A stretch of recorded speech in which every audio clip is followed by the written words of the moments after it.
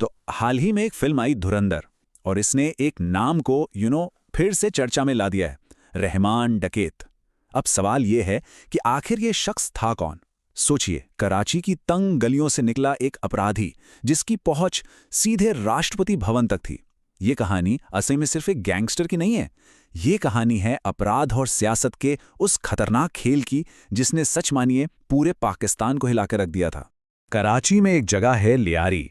ये इलाका आप समझिए एक पहेली की तरह है। एक तरफ तो इसी मिट्टी ने पाकिस्तान को जुल्फिकार अली भुट्टो और बेनज़ीर भुट्टो जैसे प्रधानमंत्री दिए, और दूसरी तरफ इसी मिट्टी से निकले बाबू डकैत और रहमान डकैत जैसे सबसे कुख्यात अपराधी।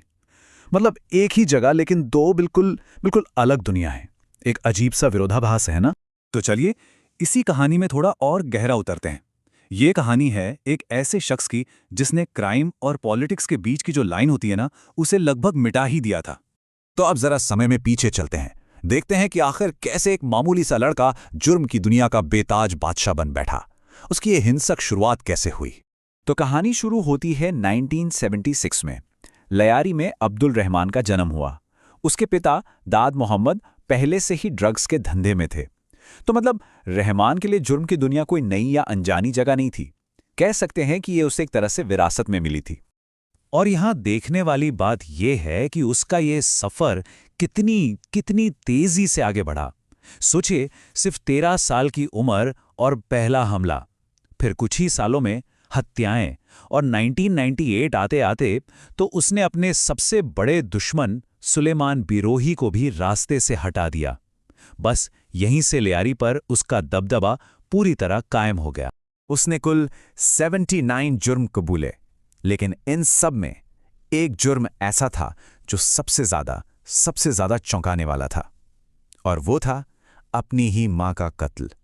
जी हां, पूछताछ में उसने ये जुर्म खुद कबूल किया था। अब सवाल यही उठता है कि कोई ऐसा क्यों करेगा, कोई अपनी ही मां की जान आखिर क्यों लेगा। देखिए, इस कत्ल के पीछे ना दो अलग अलग कहानियां चलती हैं। ऑफिशियल पुलिस रिकॉर्ड्स के मुताबिक रहमान को शक था कि उसकी मां पुलिस की मुखबिर बन गई है, लेकिन कुछ और सोर्सेज ये भी कहते हैं कि उसे शक था कि उसकी मां का रिश्ता दुश्मन गैंग के किसी आदमी से है। अब असली वजह क्या थी, ये शायद एक ऐसा राज है जो उसी के साथ चला गया। तो साल 2000 का दशक शुरू होता है, और तब तक रहमान सिर्फ एक गैंगस्टर नहीं रह गया था। वो लियारी का, आप कह सकते हैं, बेताज बादशाह बन चुका था। उसका आतंक भी था और उसका असर भी। और उसकी शख्सियत के भी ना दो चेहरे थे। एक चेहरा था रॉबिन हुड वाला। वो लियारी के लोगों के लिए स्कूल बनवाता, क्लिनिक खुलवाता, बॉक्सिंग क्लब बनवाता। और फिर था उसका दूसरा चेहरा, एक खूंखार क्राइम लॉर्ड का, जो वसूली, ड्रग्स और अवैध गुटखे की फैक्ट्रियों से अपना खौफ का साम्राज्य चलाता था। देखिए, लियारी पर पूरी तरह से कब्जा करने की उसकी जो चाहत थी, उसने उसे सीधे सीधे हाजी लालू गिरोह के सामने लाकर खड़ा कर दिया।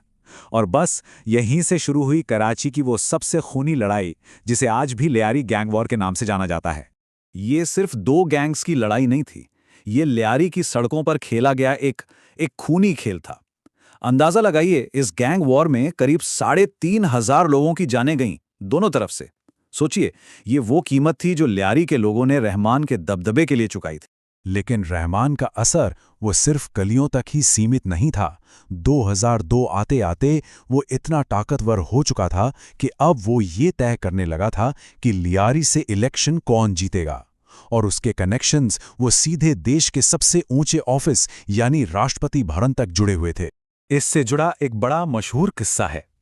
कहते हैं कि जब पुलिस चीफ चौधरी असलम ने एक बार रहमान को गुपचुप तरीके से गिरफ्तार कर लिया, तो उनके पास सीधे तत्कालीन राष्ट्रपति आसिफ जरदारी का फोन आया, और आदेश बिल्कुल साफ था, हत्या मत करो, मुठभेड़ मत करो, मतलब एनकाउंटर मत करना।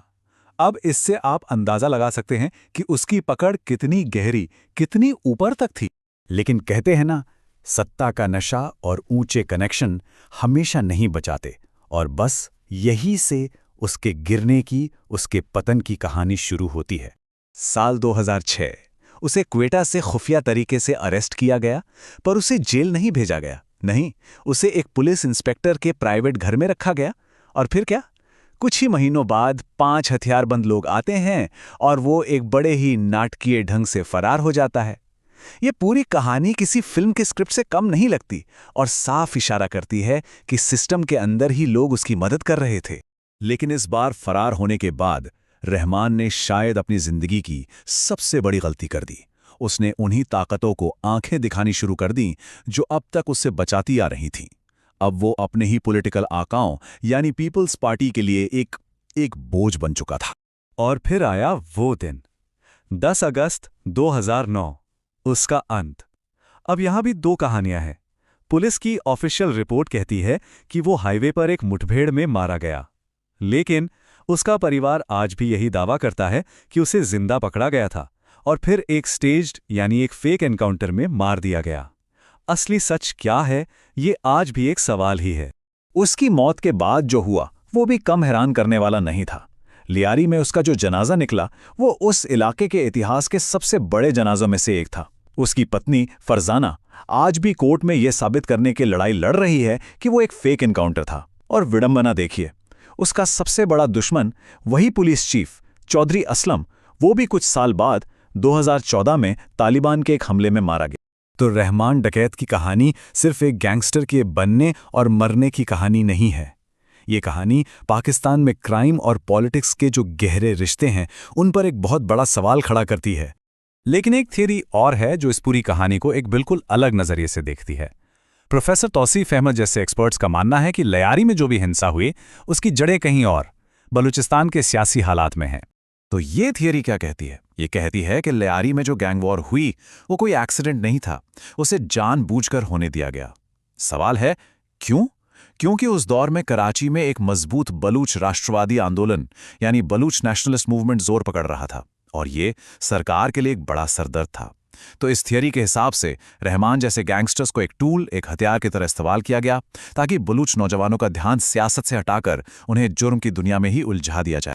जरा सोचिए, जब गलियों में दिन रात गोलियां चल रही हों, जब हर किसी को बस अपनी जान बचाने की फिक्र हो, तो फिर किसी पॉलिटिकल मूवमेंट के लिए, किसी आंदोलन के लिए जगह कहां बचती है? तो इस नजरिए से देखें तो रहमान डकैत और उसके जैसे गैंगस्टर्स वो आग थे जिसे एक बड़े सियासी खतरे को जलाने के लिए इस्तेमाल किया गया।